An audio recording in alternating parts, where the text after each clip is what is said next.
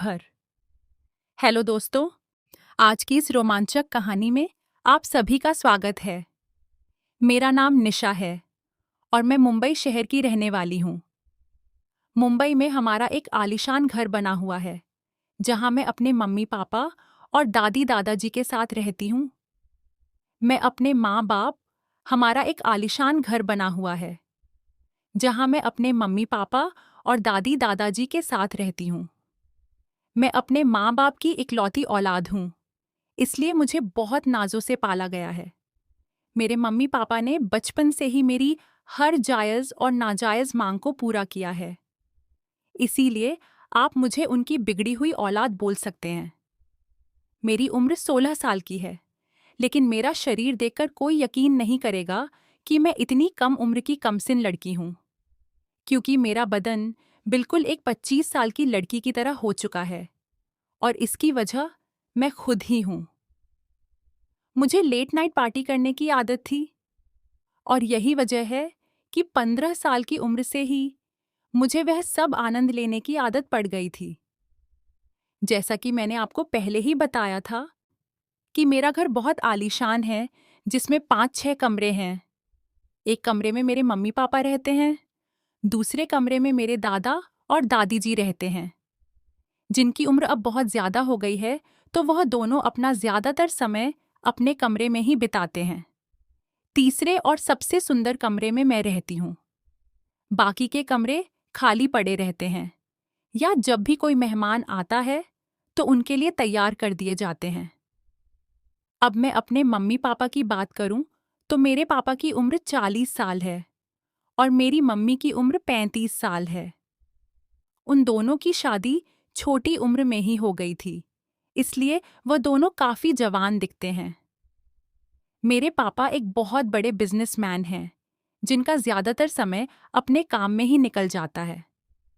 मेरी मम्मी वैसे तो बहुत जवान और खूबसूरत हैं, पर उनकी सोच पुराने जमाने की है। उनका ज्यादातर वक्त घर के कामों और अपने सास ससुर की सेवा करने में निकल जाता है। जितना मैंने अपने मम्मी पापा के रिश्ते को समझ पाया है, उससे एक बात साफ पता चलती है कि मेरी मम्मी मेरे पापा को समय ही नहीं दे पाती हैं। वह उनकी सारी ज़रूरतें पूरी नहीं कर पाती हैं, और यही वजह है कि उन दोनों के बीच अक्सर लड़ाई होती है। एक रात की बात है कि हम सब खाना खाकर सोने के लिए अपने अपने रूम में चले गए थे कि तभी अचानक से मुझे मेरे मम्मी पापा के कमरे से लड़ाई की आवाज़ें आने लगीं। उनका कमरा मेरे कमरे के पास ही था, इसलिए मुझे साफ साफ सुनाई दे रहा था, और यह लड़ाई बढ़ती ही जा रही थी। दोस्तों, ये ऐसा नहीं था कि आज वह पहली बार लड़ाई कर रहे थे, लेकिन मैं फिर भी जानना चाहती थी कि आज किस बात के लिए लड़ाई हो रही है। पहले तो मैंने सोचा कि मैं सीधा मम्मी पापा से जाकर पूछूं, लेकिन फिर बाद में मुझे लगा कि वह दोनों मेरे सामने शर्मिंदा हो जाएंगे, इसीलिए मैंने पूछना उचित नहीं समझा। लेकिन फिर भी मेरे मन में वजह जानने की इच्छा तेज होती गई, और जब मुझसे नहीं रहा गया तो मैंने उठकर देखने की कोशिश की। मेरे रूम में एक खिड़की थी, जो मम्मी पापा के कमरे में ही खुलती थी। वो खिड़की ज्यादा पुरानी तो नहीं थी, लेकिन फिर भी उसमें 2-3 जगह छेद हो गए थे। अब मैं उसी छेद से उनके कमरे में देखने की कोशिश कर रही थी। पहले तो मुझे कुछ नजर नहीं आया। फिर मैंने अपने कमरे की लाइट बंद कर दी और दोबारा से अपनी आंखें खिड़की के छेद पर टिका दी। अंदर का नजारा देखते ही मेरे पूरे शरीर में करंट दौड़ गया। मैंने आज से पहले उन दोनों को इस तरह कभी नहीं देखा था। मेरे पापा मेरी मम्मी को उस तरह कुछ करने के लिए कह रहे थे, लेकिन मम्मी उन्हें बार बार मना कर रही थी। अब मेरी नज़र तो बस वहीं टिक गई थी, और मैं चाहकर भी वहां से अपनी नज़र नहीं हटा पा रही थी।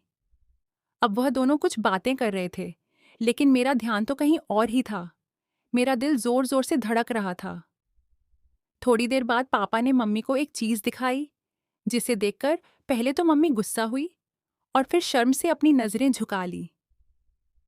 अब उन्हें भी कुछ महसूस होने लगा था, और फिर उन्होंने इशारे से पापा को अपने पास बुलाया। फिर मेरे पापा और मम्मी कुछ तक वैसे ही रहे जैसे एक पति पत्नी रहते हैं। लगभग 1 से 2 घंटे के बाद मम्मी ने अपने आप को ठीक किया और लाइट बंद करके सोने के लिए लेट गई।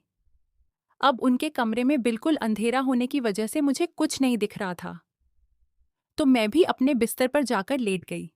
इतना सब कुछ देख लेने के बाद मुझे नींद नहीं आ रही थी। मेरी आंखों के सामने वही सब चल रहा था जो कुछ देर पहले मैंने देखा था। और कि मैं सोच रही थी कि काश मेरे पास भी कोई ऐसा होता जो मुझे भी इसी तरह अपने प्यार में डुबा देता। यही सब सोचते सचते मेरे भी खुजली होने लगी। फिर मैंने पहली बार अपने हाथों का सहारा लिया, क्योंकि इस समय खुजली मिटाने वाला कोई मिलता भी नहीं। पर उस वक्त मुझे ऐसा लगा जैसे कोई मुझे खुजली करते वक्त देख रहा था। मैंने उस बात पर ज्यादा ध्यान नहीं दिया और अपने पुराने किस्सों के बारे में सोचते सचते मैंने आधा घंटे खुजली की और जब थक के चूर हो गई तो बिना पट पहने सो गई। अगली सुबह मम्मी ने आवाज लगाई, निशा बेटा उठो, सुबह के 7 बज चुके हैं, आज कॉलेज नहीं जाना है क्या? उनकी आवाज सुनकर अचानक से मेरी आंख खुली और मैं सीधा उठकर वॉशरूम चली गई। तो फिर से मेरी आंखों के सामने वही नजारा आने लगा। वो सब सोचते ही खुजली शुरू हो जाती थी। इस बार मैंने हैंड शावर की मदद से खुजली शांत की और फिर और बाहर खड़ी होकर पापा का इंतजार करने लगी। पापा अक्सर मुझे कार से कॉलेज छोड़ने जाते थे, लेकिन उस दिन मेरे कहने पर वो मुझे स्कूटी से लेकर जा रहे थे। दोस्तों, यहाँ तक तो मेरा प्लान सफल रहा था, लेकिन आगे के प्लान में थोड़ा खतरा था। पर मुझे यकीन था कि किसी तरह वो भी सफल हो जाएगा। मैं उनके पीछे बैठ गई और फिर हम कॉलेज की तरफ चल दिए। मेरा कॉलेज घर से लगभग 10 किलोमीटर दूर था। घर से कॉलेज के बीच का रास्ता लंबा था और सुबह का वक्त था, तो रोड पूरी तरह सुनसान थी। जब हम घर से 5 किलोमीटर दूर निकल आए, तो मैंने पापा से कहा, पापा, अब स्कूटी मैं चलाऊंगी। रोड भी सुनसान है, तो एक्सीडेंट का खतरा भी नहीं है। तो पापा ने परेशान होकर कहा, हाँ, अमर ठीक है, लेकिन हैंडल मैं ही पकड़ूंगा। अब मुझे मेरा प्लान कामयाब होता दिख रहा था। मैंने उनकी बात पर सहमति जता दी। पापा ने गाड़ी साइड में रोककर मुझे अपने आगे बैठाया और मेरी बगल में से अपने दोनों हाथ डालकर हैंडल पकड़ा और धीरे धीरे स्कूटी चलाने लगे। लेकिन अब मेरा ध्यान स्कूटी चलाने पर नहीं था, क्योंकि मेरा इरादा तो कुछ और ही था। इसी तरह मस्ती करते करते मैं कॉलेज पहुंच गई और कॉलेज में पहुंचते ही मैंने फिर से पापा को विश किया। मेरी इन सब हरकतों को देखकर पापा अब थोड़ा सा परेशान हो गए थे, क्योंकि इससे पहले मैंने आज तक ऐसी कोई हरकत नहीं की थी। मुझे कॉलेज छोड़कर पापा वापस घर की तरफ चले गए। कॉलेज में आने के बाद भी मेरे दिमाग में वही सब घूम रहा था। अब मेरा दिल कर रहा था कि मैं पापा के साथ